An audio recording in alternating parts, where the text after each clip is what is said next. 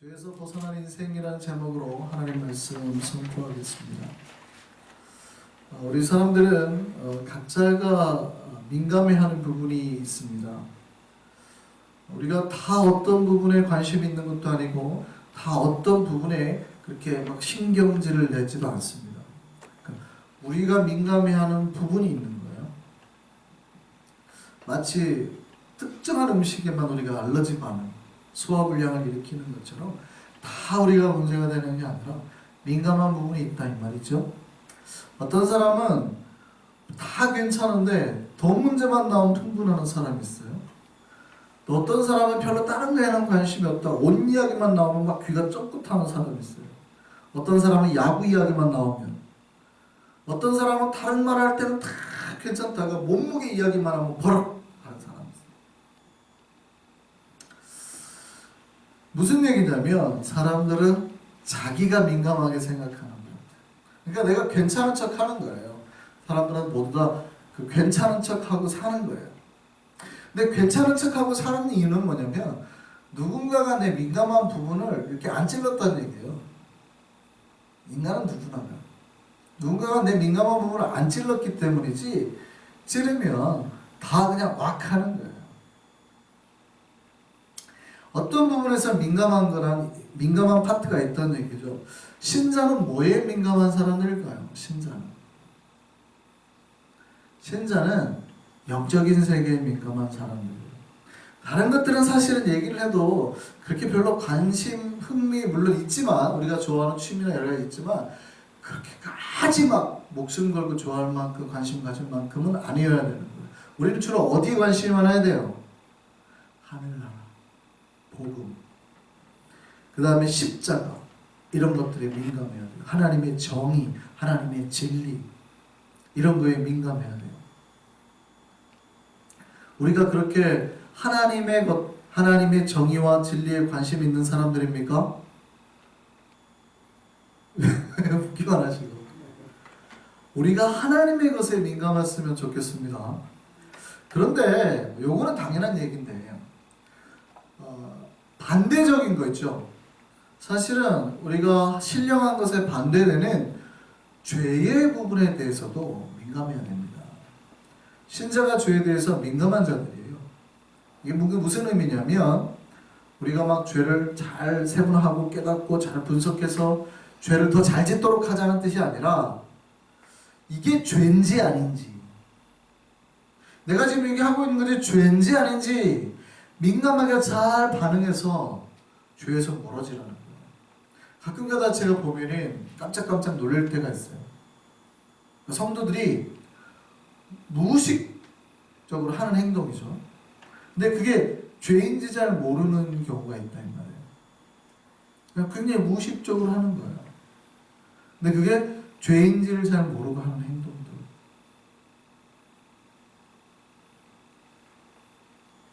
그런 게 있어요. 사실은 우리가 이게 죄가 될까 안 될까 고민해야 돼요. 이렇게 말하는 게 다른 사람에게 상처가 될까 안 될까? 내가 지금 이렇게 행동하는 게 죄가 될까 안 될까? 내가 지금 이렇게 뭐 하는 게 죄가 될까 안 될까를 고민해야 되는 거죠. 예전에 이렇게 우리가 식사를 하다가 어떤 분이 이제 가게에 있는 거를 이렇게, 목사님 그냥 요거 집에 가서 계속 쓰세요. 뭐 필요한 거, 요 음식을 먹으려면 필요한 거였거든요. 그리고 그 가게에 있는 거를 훅 하고 담아주는 거예요. 그분은 굉장히 목사님을 배려한다고 한 거예요. 저는 깜짝 놀랐어요. 깜짝, 말을 못하고 깜짝 놀란 거예요. 근데 이게 그 순간만큼은 그분은 그게 죄인지 생각을 못한 거예요. 근데 그게 평상시 그분이 하는 그냥 습관적인 행동이었을 수도 있어요. 평상시에도 무의식적으로 죄인지 아닌지 잘 모르고 한 거였을 수도 있지만, 우리가 내가 살아가는 부분에서 어떤 부분에서는 생각보다 죄된 행동을 꽤 많이 해요. 쉽게 뭐 이렇게 훔친다거나. 근데 그게 죄인지 잘 모르고 하는 거예요, 사실은.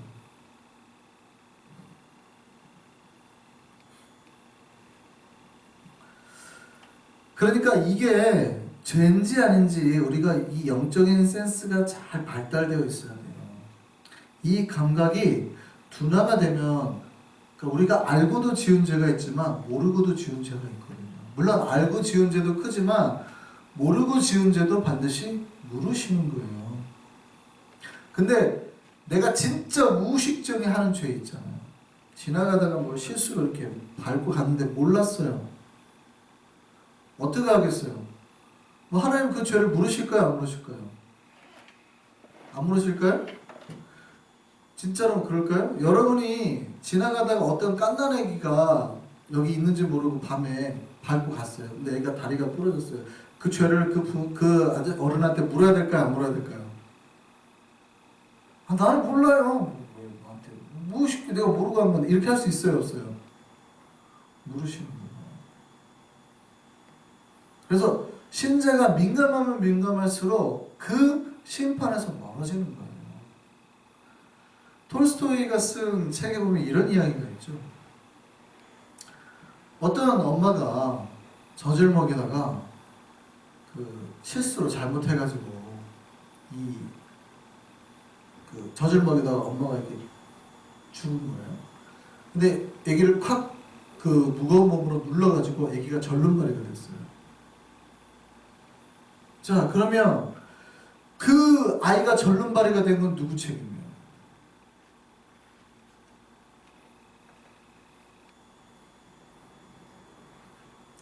우리가 어떤 것에 대해서 둔감해버리면, 감각이 둔화되면 우리가 생각보다 모르고 짓는 죄를 많이 범하는 거예요.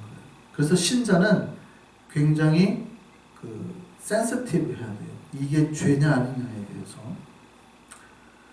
2011년에 그 권상우라는 배우가 주연을 했던 영화 중에 통증이라는 영화가 있습니다. 그 주인공인 남자는 병을 알아요. 실제 그 병이 있다 그러죠. 근데 이 사람은 통증을 못 느끼는 거예요. 감각이 없어요. 그러니까 뼈가 부러져도 전혀 통증을 못 느껴요. 자, 뼈가 부러져도 그런 통증을 못 느끼는 게 좋을까요? 나쁠까요? 감각만 잃었지 몸은 상할 거 아니에요. 그러니까 이런 경우에요. 옆에 난로가 있는데 모르고 손을 대고 있어요. 근데 손이 타고 있거든요. 근데 감각이 죽었어요. 또 어떻게 되는 거예요, 얘는? 계속 손이 지금 타버리는 거예요. 불타고 있어요. 그런데도 못 느끼는 거예요. 그 영화의 주인공이 그래요. 뼈가 부러져도 몸에 피가 나고 살이 찢어지고 몸에 그 살에 불이 타고 있어도 못 느끼는 거예요. 그러니까 몸이 망가지는 거예요. 실제로 그런 병이 있대요. 갱글리 뉴로파티라는 병.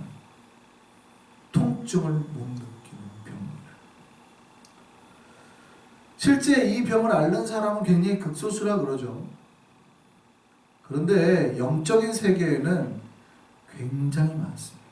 생각보다. 죄에 대해서 감각이 둔화된 사람들이 많아요. 영적인 눈으로 보면. 몸에 상처가 날 정도로 막 상처들이 있어요. 심한 상처로. 몸에 피가 날 정도로 심한 상처를 입었고. 막 죄 때문에 막 살갗이 찢어지고, 영적인 말. 그런데도요, 둔감해 합니다. 내가 다른 사람을 이렇게 막 괴롭히고 상처를 주고 있는데도 그거에 대해서 둔감해. 다른 사람 옆에서 막 비명을 지르면 내가 이렇게 잘못해갖고 깔아먹는 것 때문에 다른 사람이 비명을 지르고 있는데도 둔감해. 비명 소리를 못 들어요. 내가 막 실수로 이렇게 막 다른 사람을 막 이렇게 긁고 있는, 피가 나고 있는데 악 하고 옆에 있는 사람이 하는데도 둔감해. 그게 뭐예요? 이게 알고도 짓는 죄. 근데 실제적으로 그들이 모르고도 짓는 죄가 많아. 그 신자는 이거에 민감하면 민감할수록 내가 모르고 지은 죄를 줄일 수 있는 거죠.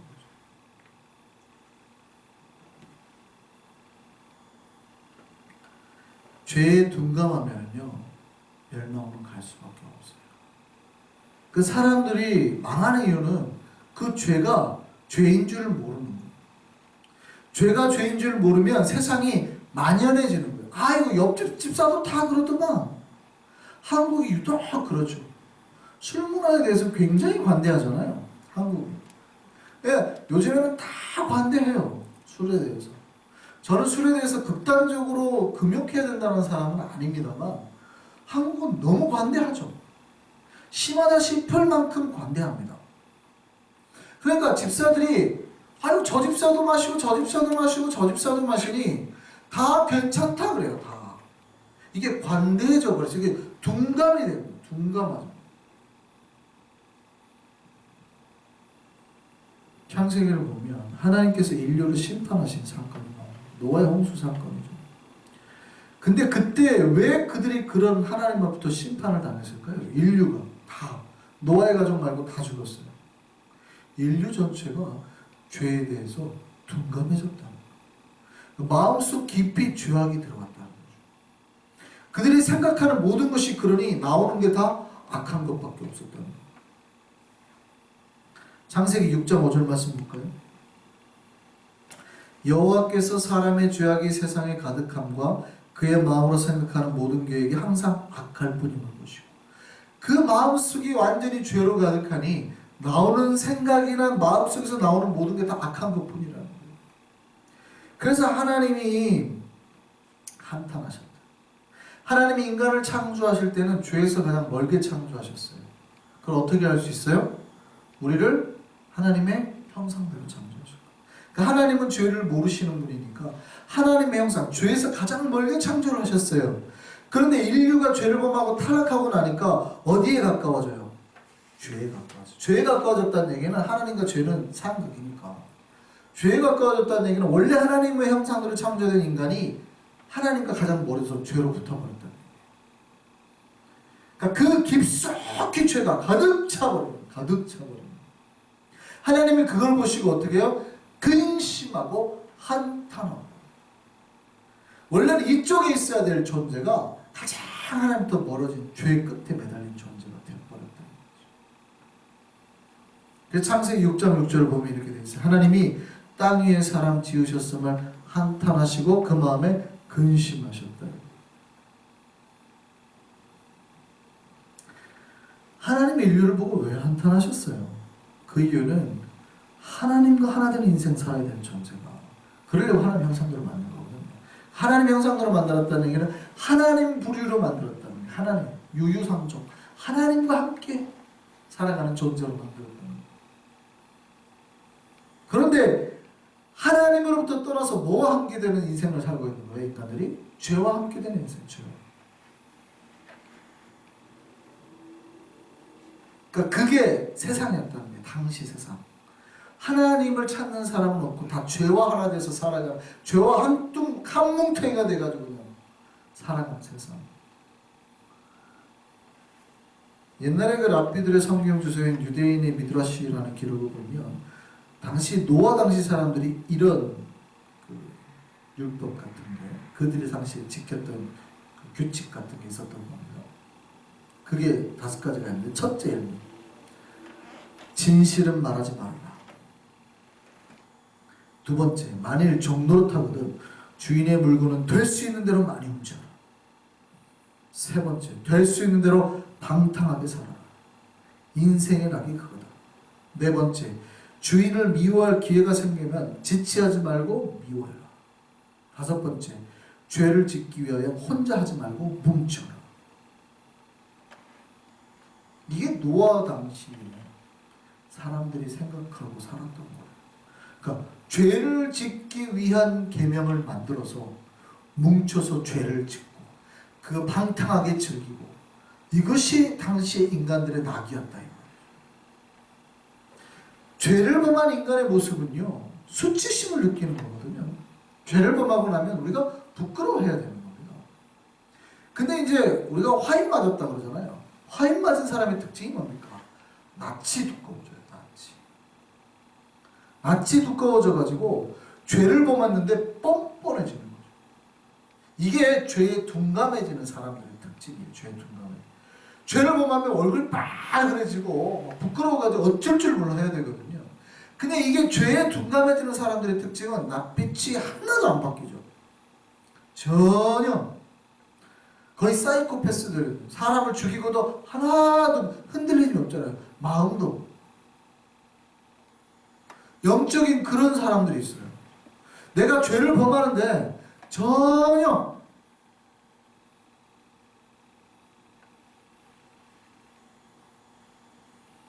이게 하나님에게서 멀어진 인간, 이게 하나님과 하나 되지 못하고 죄와 완벽하게 하나 되어버린 인간들의 특징이에요. 그들에게서는 수치심을 찾아볼 수 없어요.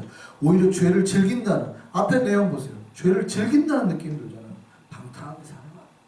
그게 인생의 낙이다. 이게 죄의 특성입니다. 신자는 죄에 민감한 사람.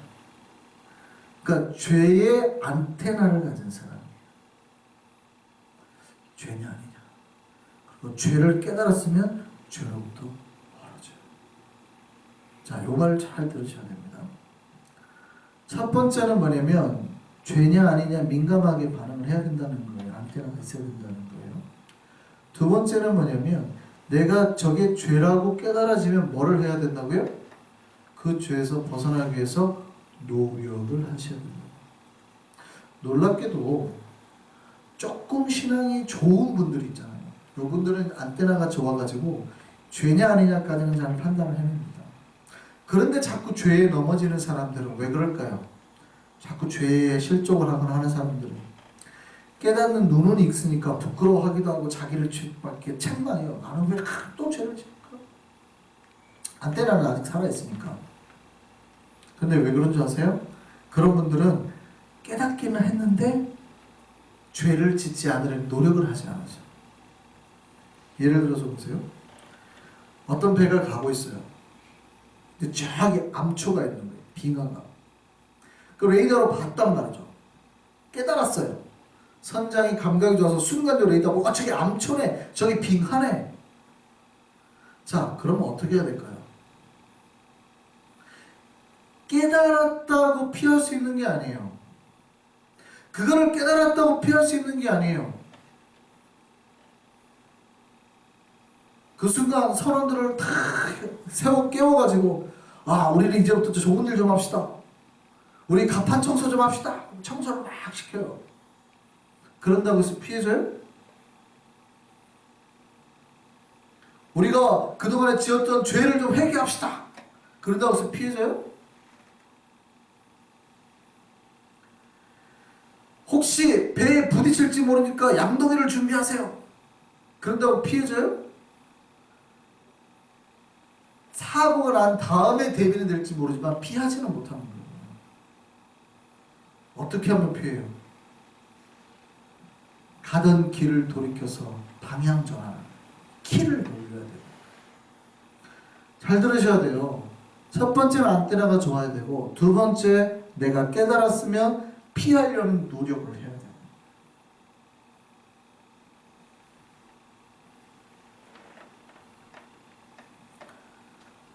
여러분, 우리가 죄라는 것을 깨달았다면 빨리 방향을 바꿔야 돼요. 이걸 우리가 회개라고 그러죠. 그러니까 아까 말했던 뭐 울음이나 눈물이 아니라 가던 방향을 돌이키는 거. 내가 지금 멸망의 방향으로 가고 있다면, 죄의 방향으로 가고 있다면 빨리 그걸 다시 생명의 방향으로 키를 돌려야 된다. 이게 있어요. 저와 여러분이 죄가 깨달아지는 순간 죄로부터 벗어나기 위해서 노력을 할 수 있는 저와 여러분 되기를 바랍니다. 그럼에도 불구하고, 이거는 전반적인 개론에 대한 얘기고, 그럼에도 불구하고 우리가 죄를 범할 때가 있죠. 심차게 죄를 범할 때. 그럴 때 우리는 어떻게 해야 될까요?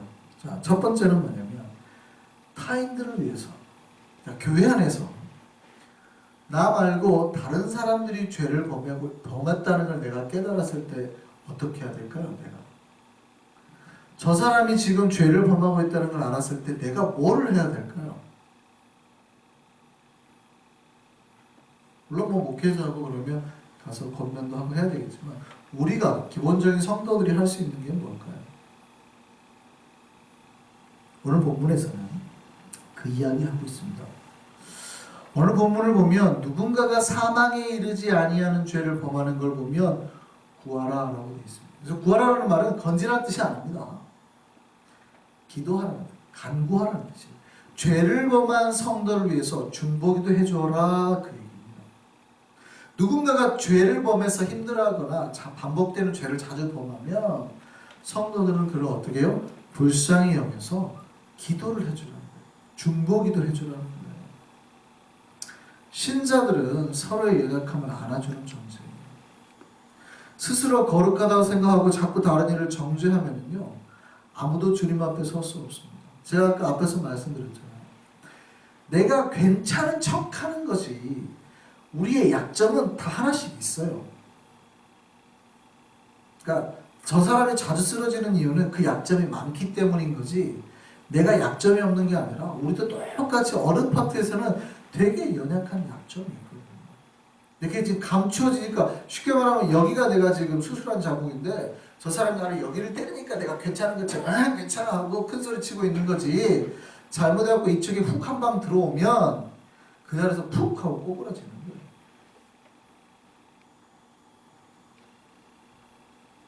그러니 성도들끼리 타인의 연약함을 봤을 때는 그것을 보고 기도를 해주라.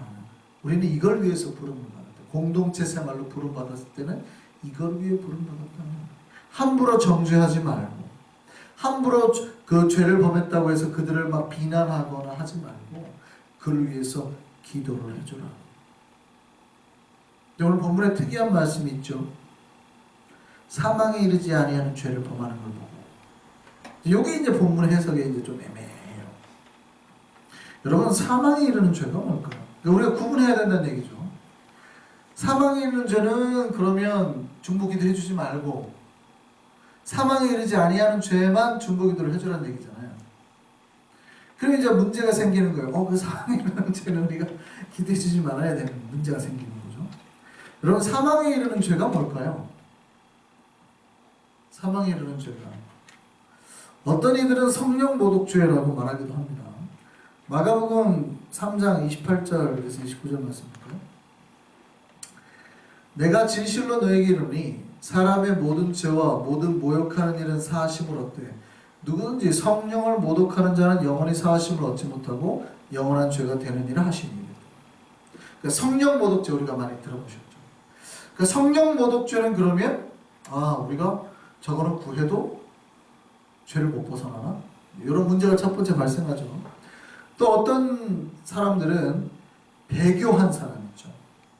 예수를 믿다가 배교한 사람. 또 어떤 사람은 이 중범죄에 대해서 고의적으로 하는 죄, 일부러 자기가 반복적으로 저지르는 나쁜 죄, 이 고범죄라고 말하는 사람들도 있습니다. 그러니까 이게 사망이 이르는 죄, 이런 죄는 용서를 못 받는다는 거죠. 이렇게 해석을 하는 거예요. 지금 제가 앞에 말한 게 다 그런 죄에 해당한다는 게 아니라 그런 죄도 있고 그런 죄도 있고 그런 죄도 있다고 해석을 하는 거예요. 그런데 제가 여러분에게 부탁드리는 거는 이런 것들이 그런 사망에 이르는 죄냐 아니냐 함부로 정의하지 않으셨으면 좋겠습니다. 왜냐하면 사실은 이게 함부로 정의하기도 힘들어요. 정의할 수도 없어요. 그리고 정의해서도 안 돼요. 여러분이 이게 맞냐 어쩌냐 논쟁할 시간에 그냥 이게 저 사람이 지금 내가 중보를 해줄 죄를 범하고 있는 거야 아니야 라고 고민할 시간에 그냥 기도를 한 번 더 해주세요. 무슨 말씀인지 아셨죠?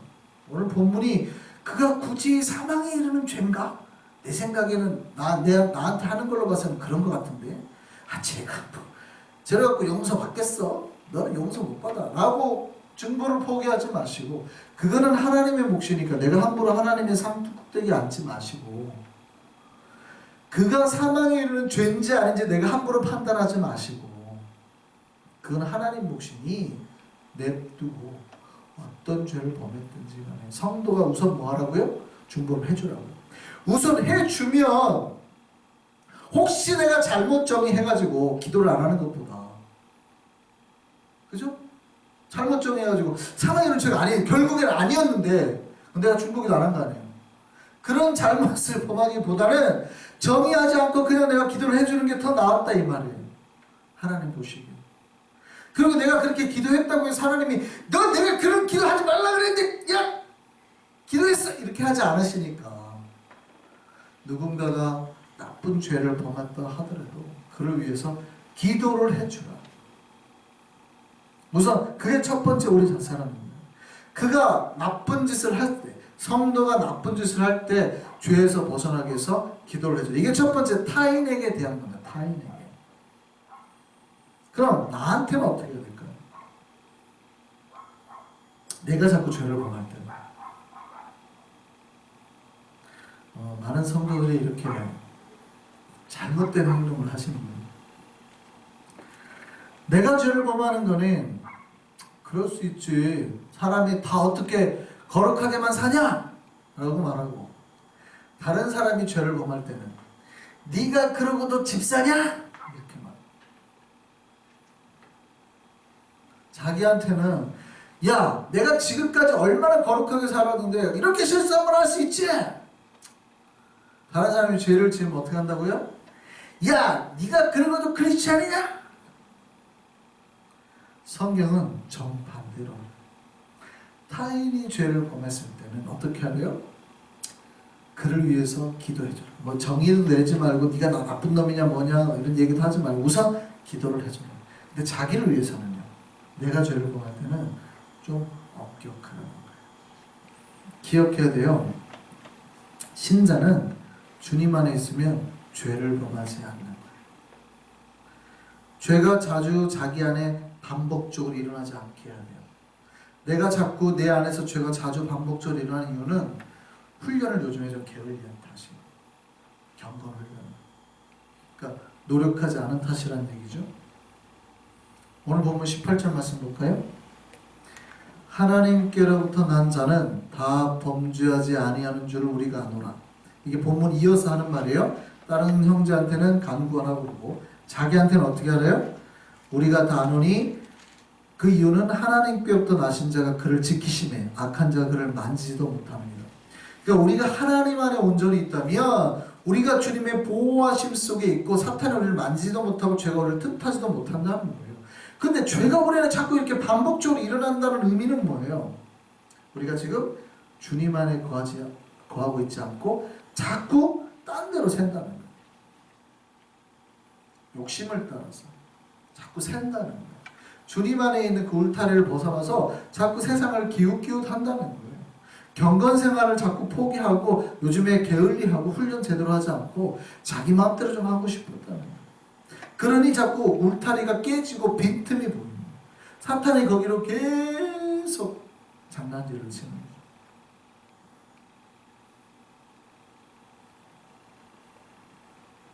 자신을 위해서는 어떻게 해요? 하나님 안에 있을 수 있도록 끊임없이 노력하라. 오늘 본문의 말씀들을 잘 기억하셨으면 좋겠습니다. 신자는 죄에서 벗어난 인생을 사는 사람이에요. 그러기 위해서 첫 번째 어떻게 해야 된다고요? 민감해야 됩니다. 두 번째는 어떻게 해야 돼요? 그 민감을 가지고 깨달은 것을 내가 봤으면 죄를 범하지 않기 위해서 노력해야 된다. 이거. 그런데 성도 간의 타인의 죄에 대해서는 어떻게 해야 돼요? 기도를 해줘요. 자기에 대해서는요, 엄격하게. 하나님 안에 있을 수 있도록 훈련을 해요. 그리하면 우리가 알고 지은 죄, 모르고도 지은 죄에서 멀리 벗어날 수 있는. 그러니까 죄에서 벗어나서 점점 하나님께 가까이 가는 삶을 사는 거죠. 그럼 하나님이 기뻐하시는 우리가 되는 거예요. 저는 저와 우리 한상의 백성들이 모두 그렇게 죄에서 벗어나서 하나님과 날마다 가까이 하는 그런 인생 살아가는 저와 여러분 됐으면 좋겠습니다.